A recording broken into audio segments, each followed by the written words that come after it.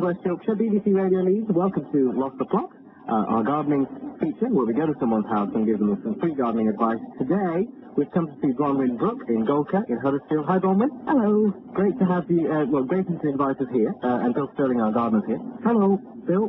We are standing right by Bronwyn's compost bin, and we're taking the lid off. Smells all right. It does, it does.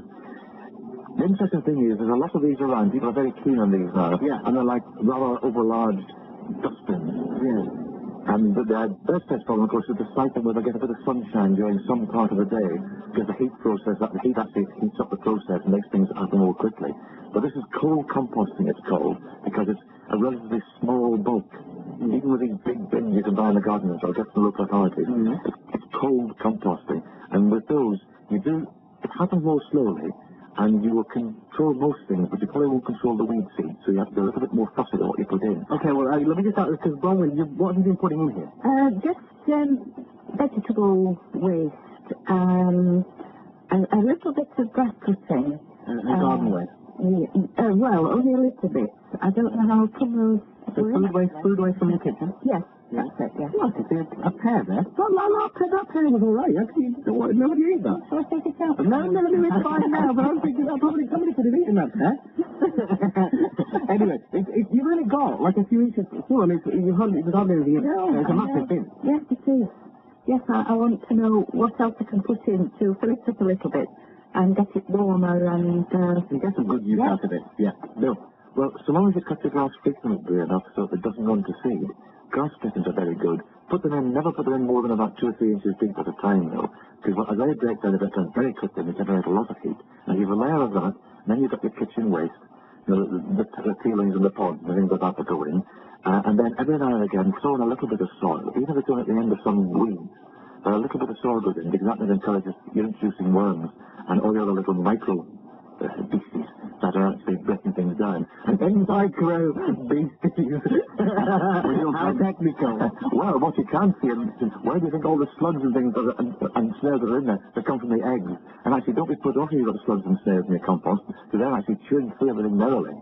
Yeah. And they actually happen to break things down. Obviously, but when you get to the stage where it's lovely dark brown stuff that you'd like to buy in a garden centre, they've moved off. So don't worry about them being in there. They'll come to the top of the... So hang on, you're saying put everything in. What should we not put in there? I wouldn't put it... Because it's cold composting, don't put in weed seed. The weeds that have got the seed heads on them. And another thing to try and get is what's called the soft and the hard things together. You put other soft waste in, good. But every now and again you want to add something that's a bit tougher, like some of the prunings and things like that. Cut them up relatively small, put those in as well. Banana skin, that's hard. No, I was thinking of harder things than that. Twigs and soft prunings, things like that, also help to break the things down. Right. Now, the thing I like to say, I call it cold composting. If someone listening has got a big enough space and they want to get old pallets and make themselves a minimum of sort of 4 by 4 foot, or 4 foot cubes things, then that can become hot composting, and that's a lot quicker. Okay, useful stuff to know. Certainly, yes. I'd like to know where all those little worms come from. Yeah, the ones you get in under the earth ones, the little bradling worms, and they come from 2 places, out of the soil or the fishing shops. So if for any reason you want to get your compost off to a good start, nip into some of the fishing suppliers, the fishing shops. And they'll sell you these little bradling worms which get the things going. But once you've introduced those, they'll be there year after year after year. Cool. Okay, come back to Bronwyn's garden in a couple of minutes. Bronwyn, you've got your compost bin. We've been getting some tips about how to do good composting. Yes, I should have some good stuff now if I take notice.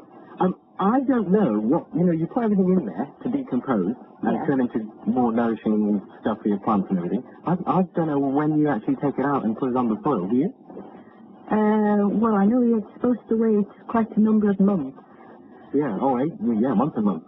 Yes, I think it was about a year when I looked in the bottom of here, and there wasn't an awful lot.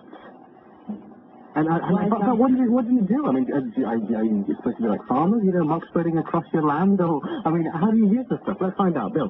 Well, obviously when it breaks down, an awful lot of waste will reduce to quite a small amount of compost. Yes, of course. Which is the nature of the thing. And really, you empty it whenever it's ready to use, whenever it's nice and fried and looks like compost that you buy in a bag. Oh, the stuff behind you looks like that. Lovely stuff. It looks like... Look at that. Is that the real thing? Yes, that's what I got out this... That's good quality. Well, it looks very good now. I mean, I took it out of there and put it on that one with some master over the top of it to let it get better because it was a little bit chunky. It certainly looks okay now. Well, that surprised me. That looks better than I expected. Well, that's the way it should be. Right, good. Okay, now let's find out about Bronwyn's holiday, because Bronwyn's just been to Llandudno, North Wales. Yes, that's right. Good trip? Very nice, thank you, yes. I stayed in a lovely hotel overlooking the bay, so we had a lovely view. You didn't go doing any extreme sports in the sea or anything? No, unfortunately not, no.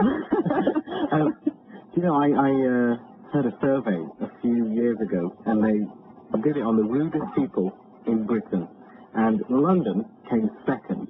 They were the second rudest place in the country, Bill. Number one was North Wales. Oh, I'm surprised at that. Maybe in one of the little villages. But I should imagine in all these seaside places, they wouldn't be rude to people. No, that's because they want your money. Yeah. Bill, what do you reckon about why that is? Well, I did a lot of work in and around Wales many years ago, and I used to find in South Wales they're always very sort of warm and welcoming, but North Wales they tended to, until they were sure you weren't English, they just weren't too sure of you at all. Yeah. So you were okay. I think Plaid Cymru had quite a strong influence over there. Yeah, it's unusual, that, because you'd think of being a rural place, it'd be absolutely lovely. Yes, you would. But I know we stayed in my nicer once, and the people there tend to be a little bit... Short. Well, no, but not too friendly. But I don't know. All right, yeah. It's all over the same. Yeah, we're all just as grumpy. Anyway, look, if you want a free gardening consultation for Lost the Plot, if you want some free gardening advice, give me a call, 0845 303 3333, 0845 303 3333.